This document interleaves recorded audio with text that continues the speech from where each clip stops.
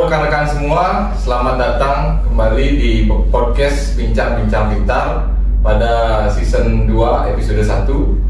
Pada podcast kali ini kita akan membahas tema mengenai mafia tanah khususnya di Pulau Dewata Bali. Dan kali ini saya tidak sendiri, ada dua orang narasumber kita kali ini.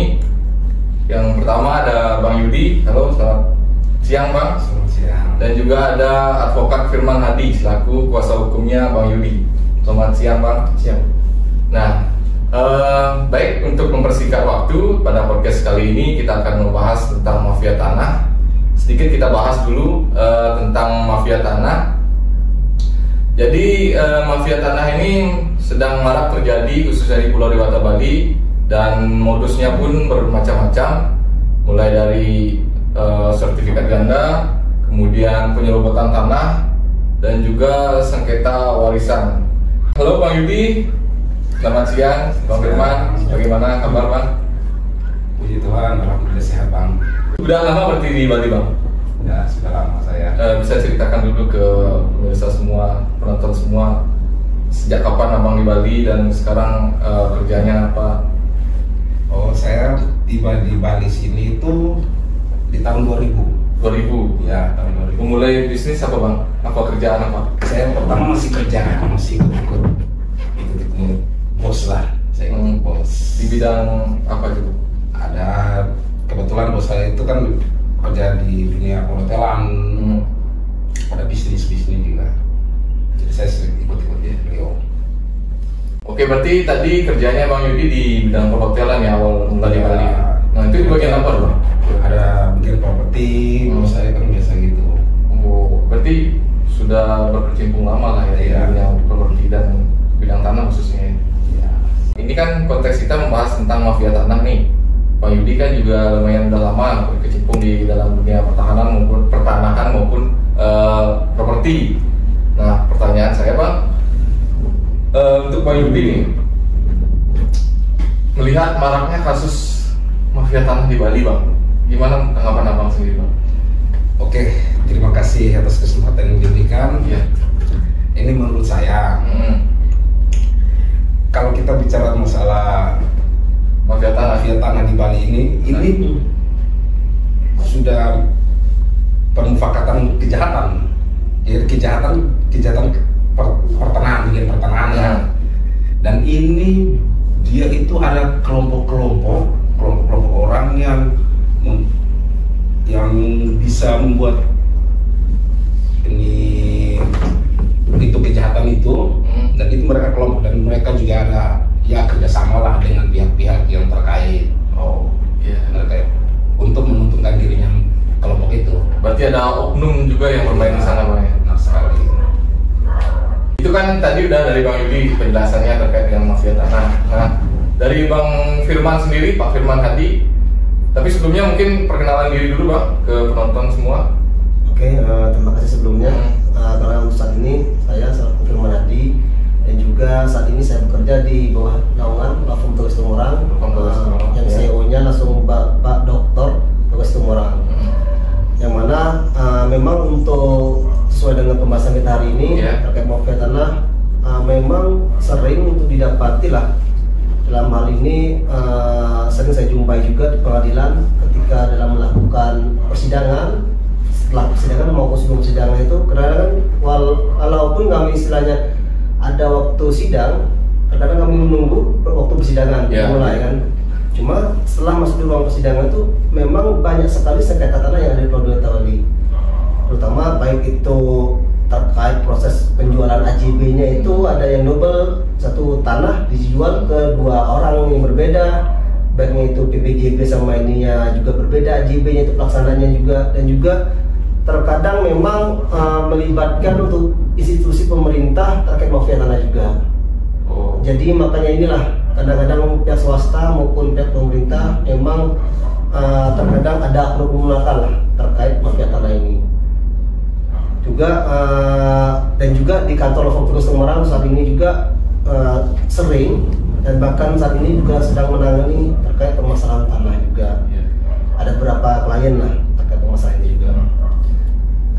Baik, tadi kan sudah dijelaskan kan sama Pak Firman tentang maraknya kasus mafia tanah di Bali. Boleh saya tambah sedikit? Iya, silakan. Oke. Kalau saya melihat juga ya, yang punya kans untuk mendapatkan pemalsuan itu seperti kayak Giri gitu. Oh ya, sebelum undang-undang agraria. Ya, betul di situ. Kalau di Bali mungkin pipil ya, rekan semua. Ya kayak gitu. Terus apa sih itu ya kayak dudukin tanah. Iya, mereka dudukin tanah. Terus ada pemalsuan. Nanti mereka ke pihak instansinya yang terkait kalau lapor kalau sertifikatnya hilang, ternyata memang nggak hilang, tapi mereka melapor padahal mereka nyatanya nggak punya. Maksudnya untuk kesempatan itu, kesempatan untuk mereka bisa memasukkan itu. Ya berarti yang modus-modusnya lah kira-kira yang gitu lah. Intinya yang pertama ada kesempatan, yang kedua juga oknumnya mendukung ya, begitu ya Pak. Nah selanjutnya dari Bang Firman sendiri, tadi kan sudah diceritakan kasusnya terkait dengan mafia tanah, dan juga Bang sebagai advokat, tantangan terbesarnya dalam menangani kasus-kasus tanah nih di Bali ini apa Bang? Cuman untuk saat ini kan, kadang dari kantor aja kami pernah mengalami juga kesulitan untuk mencari data lah. Cuma memang untuk terkadang kami kesulitan untuk mencari data tanpa disupport lah dari pemerintah, dari PPN maupun dari instansi yang lain. Artinya nggak kooperatif mereka? Kooperatif lah istilahnya. Selama dianggap mereka sebenarnya sih memang kita ada kepentingan gitu kan, kepentingan dalam artian kita membela klien kita, cuman dari pihak pemerintah ataupun dari instansi lain kadang-kadang terlalu menutup diri, sehingga suatu perkara pertahanan ini secara realnya fakta di lapangan di persidangan itu nggak terungkap dengan seutuhnya juga. Apalagi memang untuk terkait mafia tanah saat ini ya, memang sangat sulit untuk diungkap, karena memang udah seperti yang Bang Yudi juga katakan tadi, memang ada oknum-oknum memang udah saling berhubungan dengan erat, mungkin udah jangka waktu yang lama, dan juga itu sangat sulit tuh untuk mengungkap suatu kejadian atau terkait permasalahan tanah itu sendiri sih. Baik, untuk Bang Yudi sendiri sekarang pertanyaannya Bang, pernah nggak Bang melihat selama di Bali ini praktek-praktek mafia tanah gitu Bang?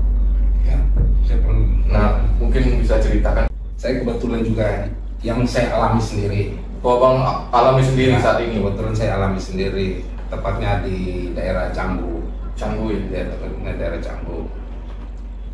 Ada satu villa di daerah Brawa, Canggu Brawa. Permasalahannya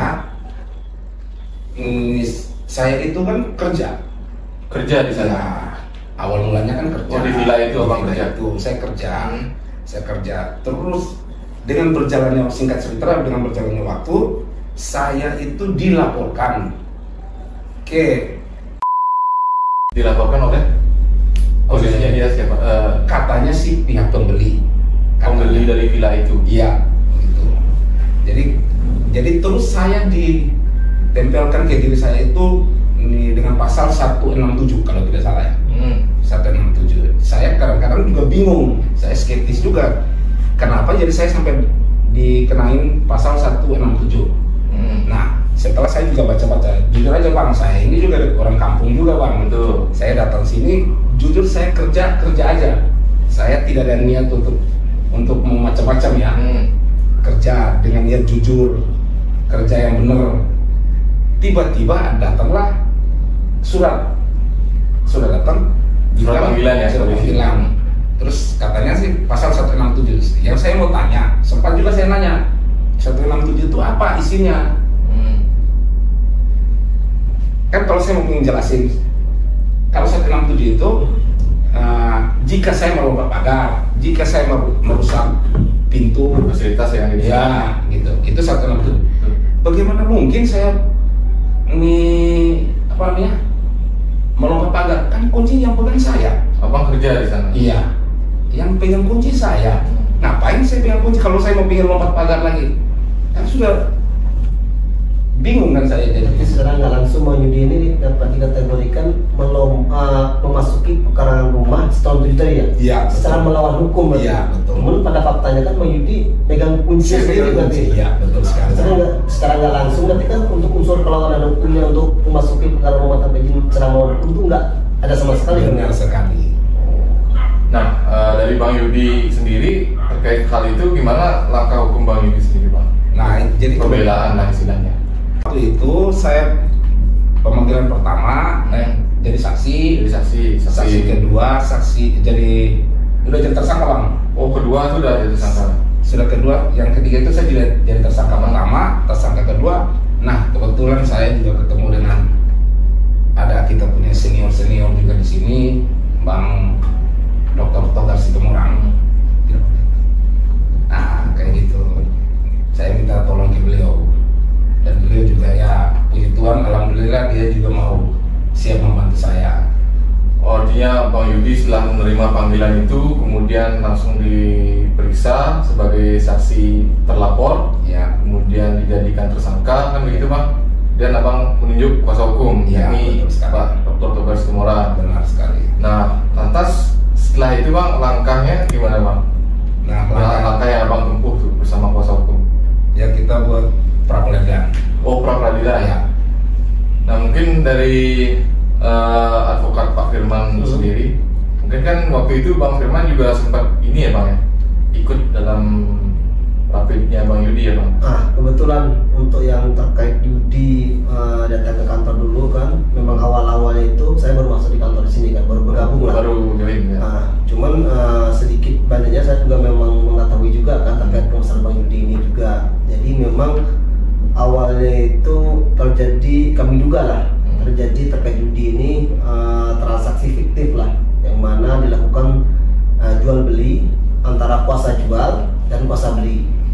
Jadi sehingga kuasa jual ini terungkaplah di fakta di persidangan juga bahwa kuasa beli ini tidak mengetahui jumlah transaksi tersebut, dan juga pajaknya pembeli penjual juga nggak mengetahui dari transaksi tersebut. Jadi sehingga kami duga transaksi ini fiktif. Dan juga benar yang katakan Bang Yudi tadi terkait itu, setelah Bang Yudi ditetapkan sebagai tersangka dikenakan pasal kalau nggak salah itu pasal 167 terkait memasuki perkara rumah tanpa izin. Cuman pada faktanya di persidangan waktu itu kami dari kantor Lampung Semarang melakukan upaya hukum yang namanya pra-peradilan. Mungkin bisa dijelaskan secara umum dulu gambaran pra-peradilan itu seperti apa ke penonton semua kan? Jadi terkait untuk pra-peradilan sendiri, memang secara aturan hukum memang diatur di negara kita juga, di mana kurang lebih diatur di pasal 77 sampai dengan pasal 83 KUHP, Kitab Undang-Undang Hukum Acara Pidana, yang mana itu merupakan lah salah satu upaya hukum, baik itu yang ditempuh oleh pihak tersangka maupun dari pihak kepolisian maupun jaksa lah, yang mana objek yang disengketakan pra-peradilan ini meliputi salah satunya mungkin terkait sahnya atau enggak penangkapan, penahanan, dan juga terkait penyitaan, dan juga mungkin terkait juga surat perintah penyidikan SP3 juga itu adalah objek pra-peradilan sendiri. Dan juga ditambah terkait yang kasih Bang Yudi tadi, kita juga memasukkan pada saat itu juga adanya putusan Mahkamah Konstitusi terkait ditambah objek pra-peradilan itu sendiri penetapan tersangka, sehingga dari upaya hukum yang kami tempuh untuk kasih Bang Yudi kemarin itu kan, karena memang dia Bang Yudi ini ditetapkan sebagai tersangka oleh salah satu kepolisian lah yang ada di Pulau Dewata Bali, sehingga upaya hukum kami kemarin terkait mengajukan upaya pra-peradilan terkait penetapan tersangkanya. Dan alhamdulillah puji Tuhan juga terkait usaha hukum tadi itu, upaya hukum dari Bang Yudi ini, sehingga dari Pengadilan Negeri Denpasar menyatakan bahwa terkait untuk pra-peradilan dari kami itu dan sebagai pemohon dikabulkanlah dari Majelis Hakim Pengadilan Negeri Denpasar, sehingga penetapan tersangka itu gugur kepada Bang Yudi ini. Itu sih kurang lebih terkait untuk pra-peradilan dari Bang Yudi itu terkait pasal 167 yang dikenai oleh pihak kepolisian. Nah, selanjutnya Bang, pertanyaan selanjutnya. waktu itu kan Bang Yudi langsung menunjuk kuasa hukum begitu ditetapkan sebagai tersangka. Nah, alasan dari kantor hukum atau law firm Dr. Teguh Situmorang sendiri untuk mengambil langkah pra peradilan ini gimana, Bang?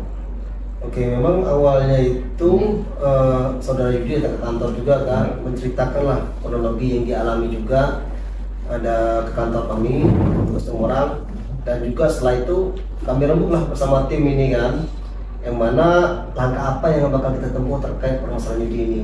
Jadi secara tim memang dari kantor memang sepakat untuk mengajukan pra peradilan karena memang kami rasa adanya cacat administrasi lah yang dilakukan oleh pihak kepolisian salah satu Polres yang ada di Pulau Bali ini, sehingga kami menempuh upaya pra peradilan tersebut. Sekarang kan rapidnya sudah selesai dan disyukur sudah dikabulkan oleh majelis hakim. Nah, kemudian langkah hukum yang selanjutnya akan diambil Bang Yudi dan kuasa hukum gimana, Pak? Jadi setelah dilakukannya upaya hukum pra peradilan tadi dalamnya dikabulkan, jadi memang dari kuasa hukum dari law firm Teguh Situmorang melakukan suatu upaya hukum lagi lah, yang mana dalam hal ini melakukan gugatan secara perdata, baik itu kepada awal pemilik villa tersebut dan juga kepada pembeli villa tersebut juga, karena memang kami rasa dari transaksi tersebut fiktif, yang mana yang kami duga juga bahwa tidak ada temuan antara pembeli sama penjual, cuman melakukan transaksi ini menggunakan kuasa jual dan kuasa beli. Dan juga kuasa jual juga pada waktu di persidangan terungkap dia nggak mengetahui lah berapa nilainya transaksi tersebut, dibayarkan dengan tunai atau cashnya ataupun transfer, juga nggak mengetahui transaksi tersebut. Jadi sehingga kami menduga transaksi ini fiktif. Jadi kami melakukan upaya hukum mengajukan gugatan lah kepada ini ya. Sehingga memang saat ini memang masih tahap upaya hukum lah, belum inkrah juga. Baik Bang, pertanyaan selanjutnya berkaitan dengan kasusnya Bang Yudi yang saat ini tengah berjalan, Bang, yaitu gugatan di pengadilan negeri. Itu gugatan PMH berarti Bang? Kurang lebih PMH. Nah, itu tuh pihaknya itu siapa saja Bang yang kira-kira terlibat lah dalam kasus ini kan? Kalau memang dapat dikatakan oknum-oknum yang terlibat, pasti melibatkan oknum. Cuman dalam hal ini kami mengajukan gugatan kepada baik itu pihak penjual, pembeli juga, dan juga ada instansi pemerintah juga, dalam hal ini BPN, dan juga kami melakukan gugatan juga kepada notaris sebagai pihak dalam perkara tersebut. Itu sih sejauh ini, cuma memang saat ini memang putusnya belum inkrah juga, masih proses hukum lah, masih berjalan berarti. Nah, selanjutnya dari Bang Yudi nih sekarang Bang, dari kasusnya Bang yang sedang berjalan saat ini Bang, harapannya gimana Bang terkait dengan konteksnya kan tema kita hari ini adalah mafia tanah. Mungkin ada yang perlu Abang sampaikan ke penonton semua terkait dengan kasus Abang ini, pelajaran apa yang bisa diambil, kemudian edukasi Abang lah kepada masyarakat itu gimana Bang? Mungkin bisa disampaikan. Oke. Kalau menurut saya sih begini aja, dengan maraknya mafia tanah yang ada di Bali ini, jadi saya harapkan buat masyarakat semua, teman-teman semua, kalau Anda mempunyai sertifikat itu lebih baik Anda urus sendiri. Iya, urus sendiri, jangan melibatkan orang lain, karena biasanya itu ini orang-orang terdekat saja yang bisa dapat menjatuhkan kita gitu. Jadi alangkah indahnya lebih baik mengurus sendiri atau datang ke tempat atau instansi yang kayak di notaris yang benar. Ya, Abang percaya lah. Iya, yang benar. Jadi kalau kalau kita sudah mempercayai kepada orang, justru dialah yang biasanya, karena itu sudah ini mafia tanah ini, mereka itu bekerja sama. Cerdik lah mainnya. Iya. Nah, itu kan dari Bang Yudi tipsnya nih, sebagai masyarakat yang sudah lama berkecimpung di dalam dunia pertanahan maupun properti, begitu Bang ya. Nah, selanjutnya dari Pak Firman sendiri sebagai advokat atau selaku kuasa hukumnya Bang Yudi, ada tips dan trik mungkin Bang agar masyarakat di Bali tidak terlibat sengketa tanah ataupun yang sejenisnya? Oke. Mungkin saran juga sekedar masukan untuk para masyarakat juga, baik itu yang ada di Bali maupun di luar Bali juga, karena memang untuk mafia tanah ini memang terorganisir lah, pihak-pihak tertentu dan oknum-oknum lah. Jadi bagi masyarakat yang akan melakukan transaksi itu terkait pertanahan, cuma memang alangkah bagusnya itu menggunakan jasa lah, atau paling tidak bertanya kepada orang yang mengerti hukum lah. Nah, karena memang untuk masyarakat saat ini terkadang mereka nggak melakukan kurang masyarakat awam, kurang mengerti hukum, cuma mereka melakukan transaksi. Disitulah kadang masyarakat sering tertipu ataupun sering dimanipulasi oleh salah satu pihak. Nah, jadi alangkah bagusnya itu, jadi kalaupun masyarakat pengennya melakukan transaksi dengan upaya tanah untuk menghindari mafia tanah ini tersebut, berkonsultasilah kepada yang mengetahui terkait hal tersebut. Dalam hal ini misalnya dapat berkonsultasi kepada notaris atau enggak kepada kuasa hukum atau enggak advokat gitu. Kalau seperti itu sih. Makanya cuma memang kalau untuk notaris dan advokat mungkin kan tergantung kesepakatan terkait pembayaran segala macam. Semua itu bisa. Cuma jangan sampai belum tidak mengetahui aturan hukum yang berlaku melakukan transaksi, hanya masyarakat tersebut yang merasa dirugikan. Itu sih tipsnya. Oke, baik. Untuk pertanyaan untuk Bang Yudi sekarang nih Bang. Tadi terkait kasusnya Bang yang sekarang tengah berjalan nih Bang. Apakah Bang pernah merasa diintimidasi atau pernah ada intervensi dari pihak lain mungkin Bang yang Abang rasakan? Iya, oke. Kalau sejauh ini sih saya selama ini yang terjadi itu ada teman-teman dari pihak mereka ada pernah membawa sekitar 40 orang adalah 40 orang, sekitar 40 orang datang untuk mau mengusir saya dari tempat itu. Jadi mereka itu mau suruh saya harus keluar. Jadi saya sempat bicara sama ada ketuanya juga, saya sempat bicara. Saya ini dapat perintah. Jadi alangkah indahnya kamu suruh orang yang perintah saya ini. Tetapi mereka datang ya dengan badannya besar-besar semua ya. Mereka mengaku apa dulu? Ya. Mereka mengaku sebagai apa? Dari pihaknya mereka yang saya dengar sih mereka dibayar juga sih. Untuk yang penting saya harus keluar dari tempat itu. Dan ya memang saya tidak mau, karena saya juga jujur, saya juga dapat amanat, dan ini amanat dari bos saya ya, untuk jaga villa itu, merawat villa itu. Makanya waktu itu memang saya tidak mau. Dan bukan sekali, mereka ada sekitar 3 kali. 3 kali? Iya, ada sekitar 3 kali datang. Itu kan tadi baru dari preman doang ya intimidasinya Pak. Mungkin dari pihak lain ada intimidasi mungkin dari kasusnya Abang ini Pak? Oh iya. Jadi ceritanya begini. Pada waktu saya dipanggil ya, waktu itu saya dipanggil dari pihak yang berwajib pemanggilan sebagai saksi. Yang buat saya bingung, yang buat saya skeptis itu ketika saya di BAP, maaf ya, minum dulu Bang. Ya, siap. Jadi ketika saya di BAP itu, yang buat saya lucu itu, saya berhadapan, boleh saya praktis ini? Iya, silakan.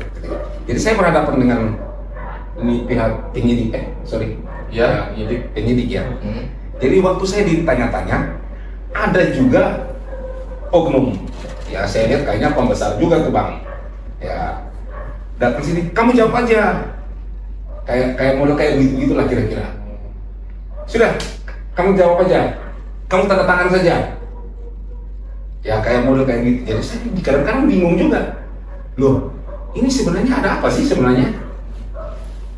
Kan, aduh, pokoknya saya bingung lah. Waktu itu saya bingung. Apalagi saya waktu itu juga tidak ada pendamping.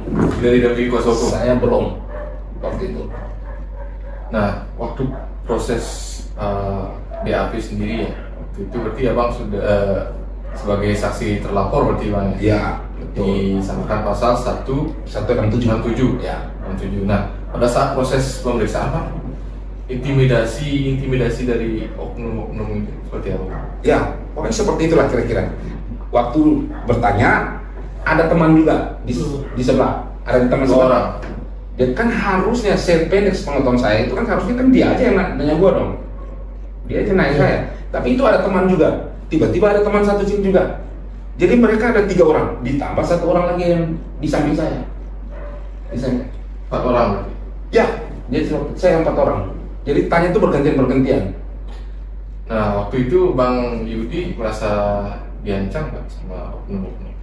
Saya nggak tahu itu tergolong ancam apa tidak ya. Dan saya sih anggap biasa-biasa aja sih. Oh, berarti Bang Yudi nggak merasa takut waktu itu? Oh tidak, saya tidak takut. Karena saya tahu mereka itu kan yang mengayomi kita. Benar. Mereka yang mengayomi kita. Betul. Itu saya yakin dan saya harus percaya mereka. Tapi yang berbuat itu kan masa kita ngomong oknum ya Bang ya. Ya benar. Kita ngomong oknum aja. Tapi setahu saya selama ini yang kita bermasalah gitu ya, ketika kita di BAP itu harusnya kan cukup 1 orang dong yang tanya-tanya, janganlah kiri kanan semua tanya, ditambah lagi ada di samping saya, jadi kayak wah ini sudah nggak benar nih. Baru saya juga nggak punya pendamping, waktu itu saya belum punya pendamping. Waktu pemeriksaan pertama waktu itu Bang? Pertama kedua itu saya nggak punya pendamping. Nah tapi kan dari pernyataan abang tadi kan menyatakan itu bahwa tangan aja, seolah Abang Yudi dikatakan udah bersalah berarti waktu pada saat BAP itu ya? Ya, kalau menurut abang bersalah ya. Enggak, kalau dari versinya abang tadi kan disuruh tangan aja sama salah satu penyidik kan? Iya, betul. Secara langsung kan abang kan dikatakan langsung bersalah, tanpa adanya pada saat itu kan masih melakukan BAP kan? Berarti mereka menginjak itu penyidik udah melakukan BAP, pasti udah bersalah kayak gitu versinya mereka. Iya. Nah, dari Pak Firman sendiri terkait tahapan-tahapan BAP itu yang sesuai dengan kitab Undang-Undang Hukum Acara Pidana itu bagaimana? Jadi memang untuk tahapan-tahapan BAP berita acara bersalah yang oleh penyidik itu memang terkadang kita memang dari penyidik kita mendapatkan surat panggilan lah, baik itu sebagai saksi misalnya sering kalau di awal-awal sebagai saksi sih sebelum mengerucut sebagai tersangka atau sebagai pelapor segala macamnya kan sebagai korban. Cuma memang dari awal itu memang kita mendapatkan undangan klarifikasi atau sebagai saksi dari pihak kepolisian. Dan juga biasanya kalau untuk BAP itu sendiri nanti penyidik akan bertanya bagaimana, seharusnya sih memang kalau memang penyidik netral dia cuma ngalir aja bertanya sesuai apa case-nya, tindak pidana yang dilakukan atau enggak, korbannya seperti apa, cuma ngalir. Cuma memang dari penyidik ini kan sifatnya tidak menjurus lah, dalam artinya tidak karena kita di aturan negara hukum kita juga di negara Indonesia ada asalnya praduga tak bersalah sebelum adanya putusan pengadilan juga kan. Jadi apapun tindakan dari pelaku dan juga korban maupun pihak tindak pidana sebelum adanya putusan pengadilan yang berkekuatan hukum tetap, maka pihak-pihak yang terlibat tersebut kita harus menggunakan asas praduga tak bersalah terlebih dulu. Jangan dari kesan dari Bang Yudi tadi menyatakan bahwa pada saat melakukan pemeriksaan baru mau baca BAP-nya itu apa aja isinya, kok tiba-tiba langsung mau disuruh tanda tangan kan? Itulah kesalahan dari kadang-kadang menyimpang lah dari oknum aparat penegak hukum. Sehingga seharusnya sih memang dari pihak dalam kepolisian ya, yang sifatnya mengayomi dan juga melindungi masyarakat, tolong jangan hal itu jangan terulang lagi lah istilahnya kan. Karena memang dari Yudi miris sih kalau memang dari kesannya sendiri kan. Nah itu kan tadi penjelasan dari Pak Firman nih Bang terkait dengan mekanisme atau tahapan-tahapan dari proses penyelidikan maupun penyidikan kan itu Bang. Nah dari kasusnya Bang Yudi kemarin itu tahapannya sudah sesuai yang tadi disampaikan Pak Firman kan atau bagaimana? Mungkin bisa diceritakan tahapan dari awalnya mulai dari adakah Bang Yudi sempat menerima surat pemanggilan ataupun pemanggilan pertama, kedua? Nah, kalau menurut saya sih kalau waktu dari pihak instansi atau kepolisian itu menurut saya sih sudah benar ya, mereka udah panggil benar. Tapi yang jadi permasalahan yang menjadi titik berat buat saya itu ketika saya berada di BAP, ketika saya di BAP itu yang terjadi keanehan yang menurut saya sudah terjadi keanehan. Iya. Kalau dia prosedur sudah benar Waktu dia panggil pertama ada surat. Oke, saya tetap kooperatif Bapak. Saya tetap kooperatif juga. Saya pergi sampai ke sana. Nah, yang buat saya marah, bukan marah sih, buat saya kecewa. Buat saya kecewa tuh ketika saya di BAP itu. Ini waktu saya suruh mereka bilang, oh ini nggak benar, tapi mereka nggak mau. Kayak saya suruh mereka untuk, oh ini nggak benar nih, harus dirubah. Oh, Bang koreksi BAP. Ya, kan saya suka baca juga kan. Nggak benar. Udah kamu tantangan aja. Kamu, tapi ada juga ada statement kayak model kayak gini lah, ada statementnya kayak gini. Kamu preman aja kayak gitu. Abang di. Ya. Saya ini orang kampung Bang, saya datang saya kerja benar. Saya tidak mau neko-neko, saya kerja aja. Tapi dibilang kayak model kayak gitu. Nah, hal kayak gini lah yang seharusnya nggak dilakukan oleh para penegak hukum. Yang mana di negara kita sendiri ya. Karena memang setiap orang walaupun dia sebagai terlapor, semua pada semuanya terlapor seharusnya itu. Masih asas praduga tak bersalah. Asas praduga harus diterapkan itu kan. Apalagi kalau dari kesnya Yudi juga menyatakan baru melakukan pemeriksaan, ngecek BAP-nya juga langsung dilakukan bersalah atau tanda tangan aja preman, itu melakukan salah satu dapat dikatakan intimidasi lah. Itu yang dapat saya jelaskan juga. Ya, cuma untuk di negara kita juga kan setiap orang mempunyai hak di depan hukum juga. Ya sesuai asas hukum pidana juga lah, equality for law. Itu sih. Artinya semua sama di depan hukum gitu ya. Sama depan hukum, baik itu masyarakat kecil atau punya uang, sama aja sih. Oke, berarti seperti yang tadi diceritakan Bang Yudi, Bang kuasa hukumnya Pak Firman, berarti secara tidak langsung Bang Yudi mengalami ya, istilahnya merasakan sendiri lah kehadiran mafia-mafia hukum di Bali ya Bang. Oh iya benar itu. Yang itu saya alami sendiri ya, mafia-mafia hukum. Tapi kita jujur aja ya, itu kan kita omong oknum ya. Kita omong oknum nih. Jadi bukan kita omong kepolisian, kita omong ke polisi semua, jangan, tidak boleh juga kan. Polisi itu banyak yang benar. Cuma oknum Bang. Ya, kita oknum. Nah, selanjutnya dari Pak Firman nih kembali ini saya tanya sebagai seorang advokat kan. Misal masyarakat mengalami intimidasi ataupun ancaman-ancaman dari pihak kepolisian, itu kita bisa laporkan kemana itu Pak? Berarti dalam hal ini kepolisiannya ya. Sebenarnya sih dalam hal ini ada dua kategori sih. Misalnya yang pertama itu kalaupun memang penyidik melakukan secara kesalahan, secara administrasi ada kewenangannya juga. Itu kalau nggak salah itu di bidang wasidiknya itu biasanya itu ada di Polda wasidik secara administrasi ya, kalau ada penyalahgunaan secara administrasi. Dan juga kalaupun memang kode etik atau perilaku dari oknum penyidiknya itu bisa kita lapor di bagian Bipropam biasanya itu. Jadi ada pembedanya lah, secara administrasi dalam penyidik ada kesalahan atau kejanggalan kita laporkan ke bagian wasidik, ataupun kalaupun memang dari kode etiknya dari perilaku pribadi penyidik itu sendiri kita lapornya ke bagian Propam lah saya.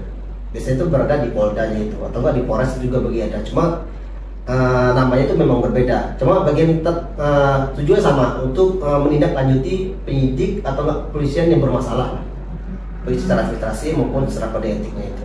Baik rekan-rekan sekalian, mungkin sebelum podcast ini kami tutup, mungkin ada pesan yang ingin disampaikan oleh Bang Yudi sama Bang Firman.